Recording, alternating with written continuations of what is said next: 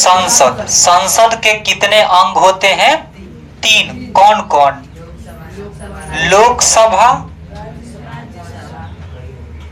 दूसरा राज्यसभा, तीसरा राष्ट्रपति।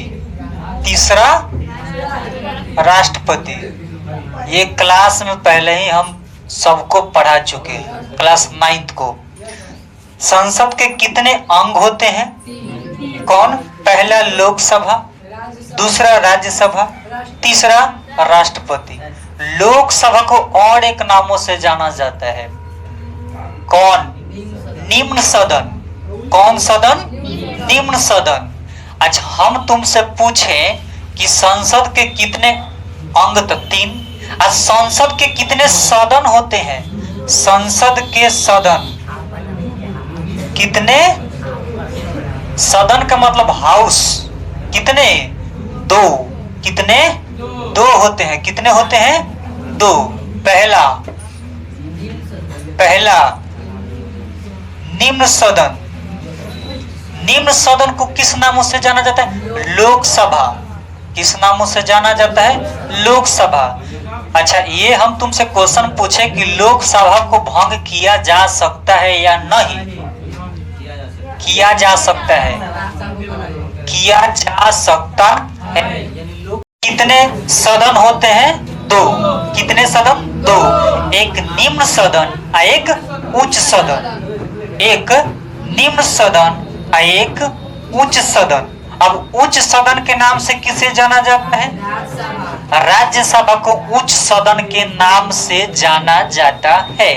और निम्न सदन को किसके नाम से जाना जाता है? लोकसभा को। तो हम यहाँ ये नहीं बोल सकते कि लोकसभा को निम्न सदन के नाम से भी जाना जाता है, राज्यसभा को उच्च सदन के नाम से जाना जाता है, राज्यसभा को भंग नहीं किया जा सकता है और लोकसभा को भंग किया जा सकता है। यहाँ तक समझ में आया क्या? तो संसद के कितने अंग? 3। और संसद के कितने सदन? कितने सदन? अब लोकसभा के सदस्य को हम लोग क्या बोलते हैं? सांसद। अब तुम कहेगा कि संसद आखिर बनता कैसे है?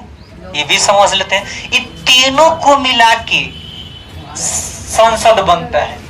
इन तीनों को मिला के संसद का निर्माण किया जाता है। किन तीनों का? लोकसभा, राज्यसभा, राष्ट्रपति। इन तीनों के मिला के क्या किया जाता है? तो संसद बनता है। और लोकसभा के जो सदस्य होंगे उसे क्या बोला जाता? सांसद। क्या बोला जाता?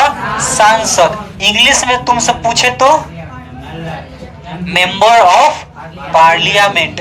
सांसद बोलो या संसद के सदस्य बोलो, दोनों बात एक ही है। संसद सांसद बोलो यानी संसद के सदस्य को सांसद बोलो या तुम संसद के सदस्य बोलो, दोनों बात क्या है? एक ही है। तो राज्यसभा को भंग कर सकते हैं? नहीं। राज्यसभा क्या बोलते? उच्च सदन। राज्यसभा क्या बोलते हैं? उच्च सदन। अच्छा, राज्यसभा के जितने भी सदस्य चुने जाते हैं उसका चुनाव कैसे होता है? अप्रत्यक्ष या प्रत्यक्ष? डायरेक्ट या इनडायरेक्ट? इनडायरेक्ट। क्या? इनडायरेक्ट।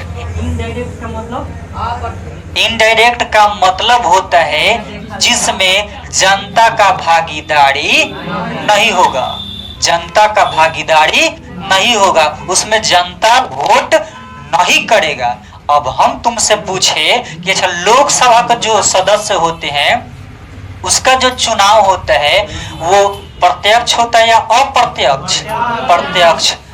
प्रत्यक्ष इन द सेंस कि जिसमें जनता भाग लेता है, जिस चुनाव में जनता भाग लेता है उसे प्रत्यक्ष चुनाव के नाम से जाना जाता है। अब देखो, हमको क्या समझना है? हमको समझना है चुनाव आयोग। चुनाव आयोग क्या चीज? चुनाव। अच्छा, चुनाव आयोग क्या है? ये एक संस्था है।